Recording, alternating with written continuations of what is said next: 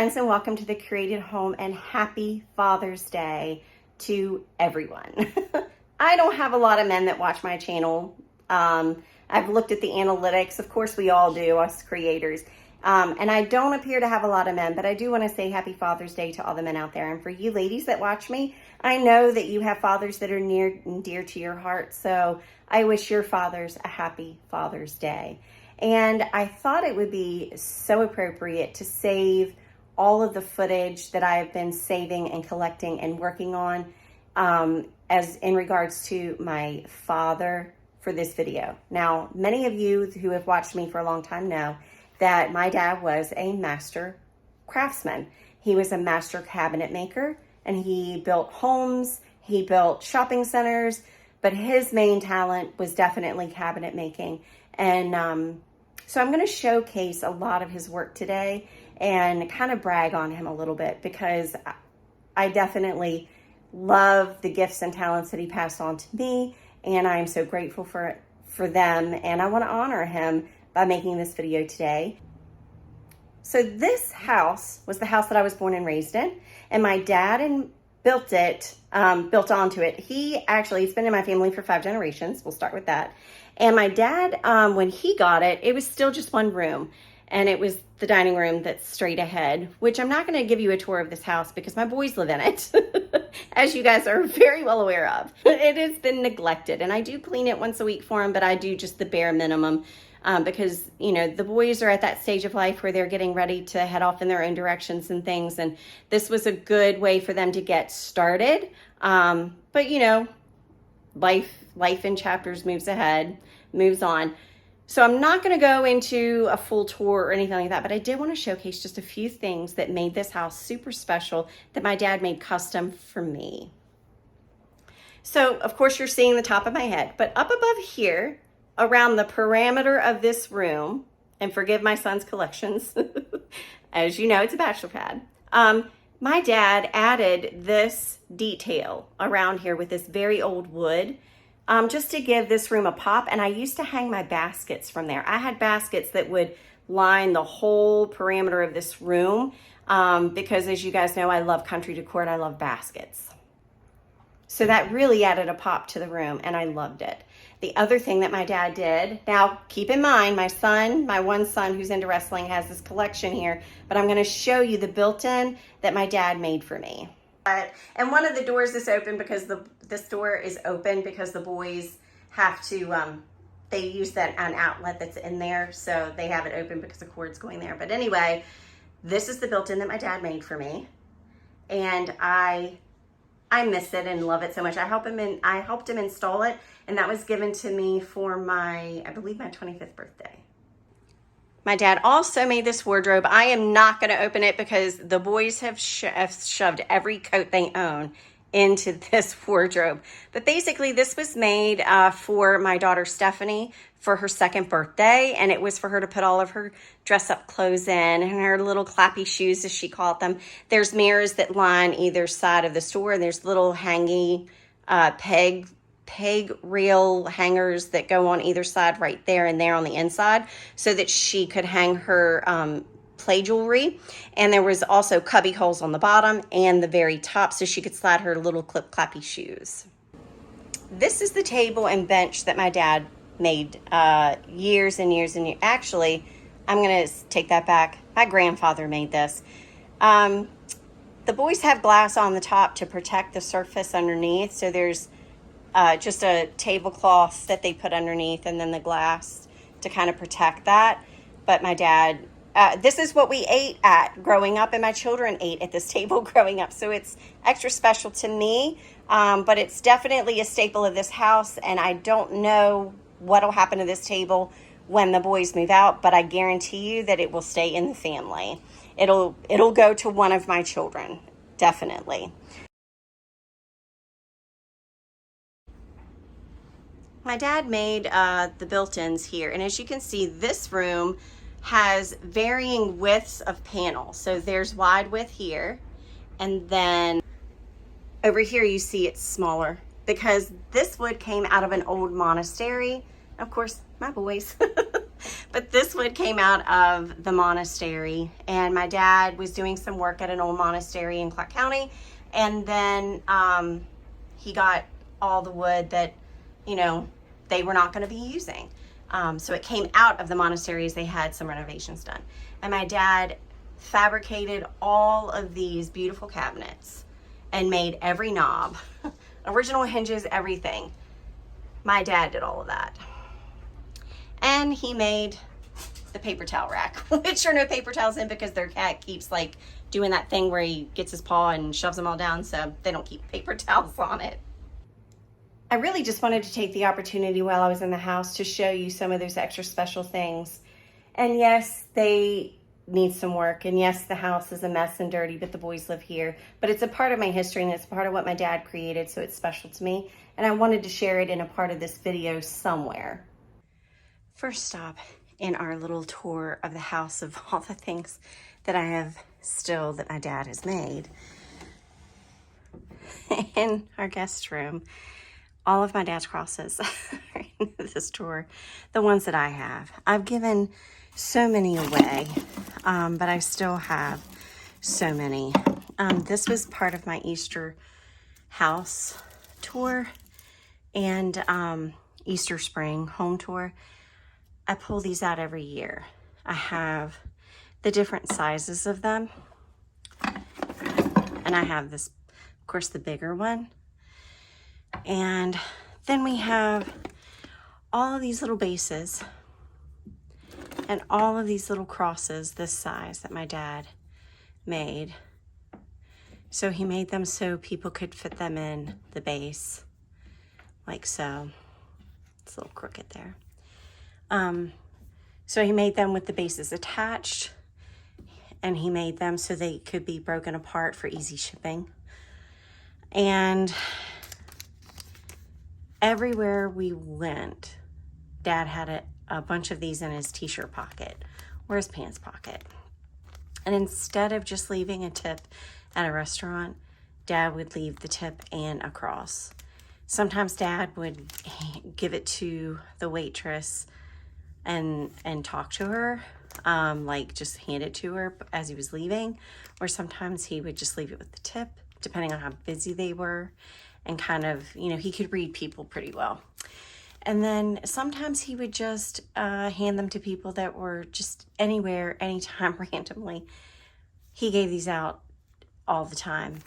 And then, of course, he shipped them everywhere. And so I have a ton of these left.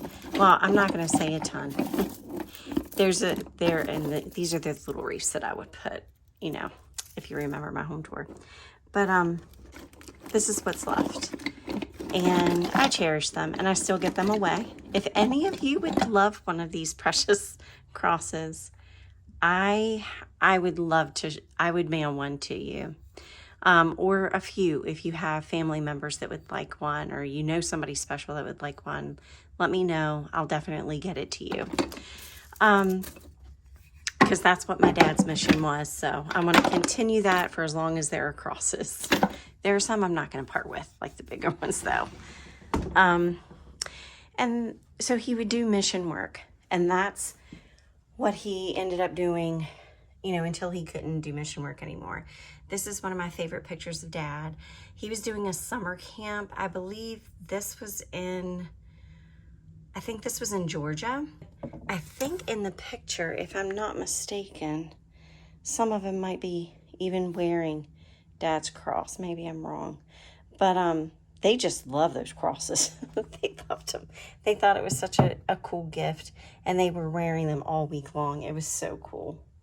So another thing that my dad made was this jewelry box for me. And he actually made these boxes for the boys and for Stephanie as well.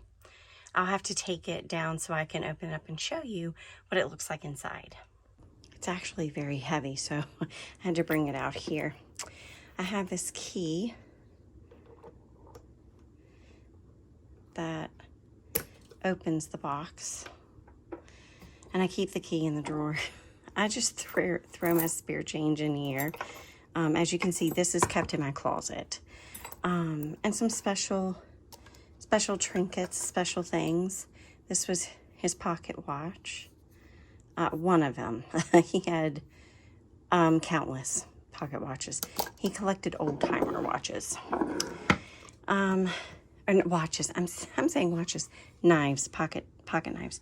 So this is what the inside looks like. And this comes off. And I have more special items in here. Of course, I have Dad's crosses everywhere. Everywhere. I have my baby booties and my brother's baby booties, I think. Mine and my brother's baby booties. I have another brother, but I gave him his baby booties. And I have a picture somewhere of all three of us holding our baby booties together on the couch at Mom's house. Mom and Dad's house. This was also my dad's lighter. My first little New Testament Bible. My birth certificate, all that good stuff's in there. But my dad also made these. These are rare. He didn't make a lot of these, but he made some that were this size, and then he made some that were itty bitty, and they didn't have an eyelet in them because they were like made to put in your pocket, and you feel them and you feel the cross when you're worried or you're stressed. It was just a way to kind of center yourself and remember why you shouldn't worry when you were at work or were in public, and you could just reach in your pocket and rub your little heart with the cross. And that's what Dad would do. So I have a few of those, but I cherish them. I'm not parting with them because he did not make very many of them. So that's how this looks. So that's another treasure, that my dad made for me. And I love sharing all of this with you guys. And my dad also made these end tables. We have one on either side of the chairs in the sitting room. And he made a coffee table that matches it, that's at the boys' house. So they have that. But I have the two end tables. And he made a good many of these and sold them to customers that wanted custom end tables and things like that. And of course, he made, benches and all kinds of things like that. And I also have one of the barrels that he made. This one has an engraving. I'm keeping some dishes in there. Shh. But this one is engraved. And it says handcrafted in white post. Designed and created 2008. Jacob Milton Baker Sr. Made of knotty pine. And that's been wood burned into the wood. My brother did that. One of my brothers was really good with a wood burning. So I have that, and he made these and gave them out as Christmas gifts one year to customers, family, friends, and that kind of thing. So I love those. And I'm so glad that I got to keep one. I only have one. He also made a bunch of these little things for me because I wanted to do candied apples one year, and I wanted a substantial stick. So he carved these for me. And I have a bunch of these that I'll use over and over again. And in the basement, you guys haven't seen, I thought we're slowly getting it furnished. Slowly filling it up. Okay. So in my craft room, I also have this put away with my Easter decor. It is one of his crosses. That's how he made it so we could hang. This is one of the bigger ones. And I pull it out and put it up at Easter usually. But I love that I got one of these. And he also made these and gave these out to family, friends, churches, church leaders, that kind of thing. Also made me several of these. I'm going to go over where the light's better. I don't want to turn on all the lights. But he made me several of these. And as you can see, it's like the primitive, what you would find in like a country store or primitive store. It's dusty, but this is just for your tea lights. You can put votive glasses and tea lights or grubby candles. I wanted it with with just all of it, like more like a tray like. But Dad said, no, I think the tea lights to, hold your tea lights would be better. So he did it this way. And I love it. And he made the feet. I was fine without having feet, but Dad said, no, I think it needs feet. So he put feet on it. And I have them all sizes. And I've painted a few of them black, of course. But I have them in this size, a medium size, and then the small size I have over here that holds 3. So I love those. So this mirror was also made by my dad, and he made a few of these just for family. I used to have this above a chest of drawers, and I cherish it. I don't have it up in the house because I recently snagged it from, the old home place and brought it here. And what I'm thinking I'd like to do is use this as the mirror in the bathroom down here in the basement when we finish the bathroom. I may paint it. I don't have any problems painting my dad's creations. Trust me, I don't have any problems. I got my creativity and I got my boldness and creativity from my dad. And I don't think that he would be disappointed, upset. He wouldn't feel any type of way. He would want me to make this my own and do my own take on it. And that would be fine with him. So if I choose to paint it, it's not going to be like this, regret looming over me to do it.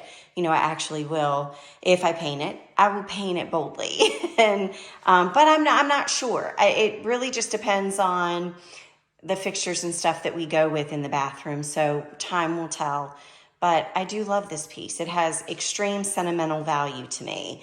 Dad loves sunflowers and he loved gardening.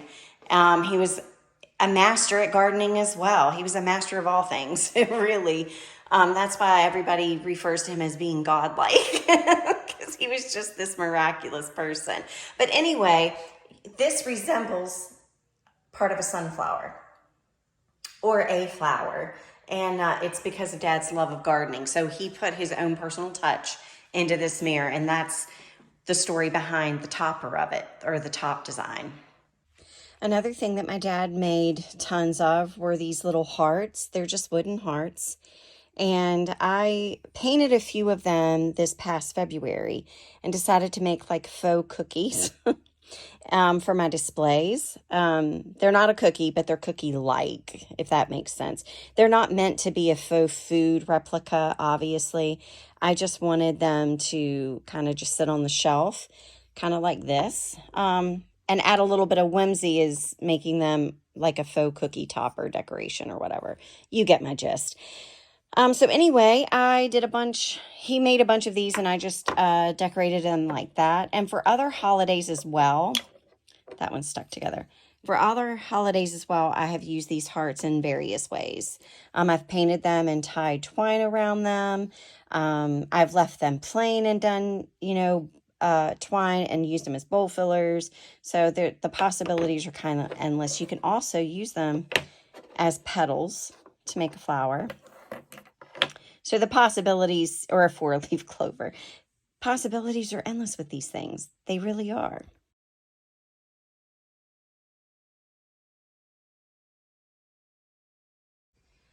I also pull out his military flag every 4th of July and prominently display that as well. It definitely means the world to me. He actually wanted, my youngest Andrew is the one that received it at his funeral. But I'm keeping it for safekeeping until Andrew has a family of his own and wants to take it with him. He also gets the Victrola. But anyway, it was given to Andrew, presented to Andrew, and it belongs to Andrew when Andrew's ready to have it in his own home. Let's see if I can film this last little thing without Maggie going completely ballistic. My dad hand-carved this eagle that I proudly pull out every summer and display prominently. He carved this with one of those old-timer pocket knives. And I believe he may have done this when I was like super, super young. And his last name was Baker, so he carved his name there as well. And it's literally like a piece of a tree that he hand carved out of just a chunk of a tree that had been cut down. So that's pretty special to me, as anyone could imagine. I will cherish this forever and ever and ever. So that, I think, completes everything that my dad has made that I have in this home. So I'm going to end this video today with just a little music and some pictures of my dad to show a little bit of his spirit and how much he loved people and loved his family and loved the art of crafting cabinets, building homes, especially those custom built homes and those custom built built-ins. He loved doing those things, and he loved building furniture, and he loved creating.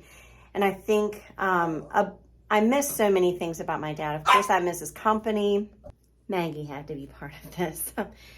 I miss the times that I was able to work with him and kind of give him an idea, and then we together would make my idea come to fruition. And I miss that most, I think. And of course, I miss his talks. He had great advice. And he was most like Jesus than anyone I ever knew. He lived his life as closely as he could to the way Jesus would. He loved other people, no matter what they did, what they thought, what they believed in, where they were in life. No matter what, he loved them, and people knew that. And so many people came to him, and he was able to use their struggles and the fact that they felt comfortable enough coming to him and asking for help or advice. He was able to help them meet their need, but in the process of meeting their need, he was able to minister to them in a way that they were better people than when they originally came to him. And that just is a legacy that is priceless, and I'm so proud of. So I'm gonna share some pictures of him. The dog that you see in the pictures with him, the few that I might, at least one I know of offhand that I'll share, is not Maggie. It's Maggie's grandmother. And her name was Nani, and she passed a year after my dad did. I think she just mourned herself. She mourned until she passed. So anyway, happy Father's Day to each and every one of you. And for those of you that still have your dads, hug them extra tight today. And don't forget to take pictures, and don't forget to take videos, because, capturing all those little moments are going to be cherished treasures one day, just like mine are. And so do all the things, capture all the things. And until next Sunday, when we do this all again,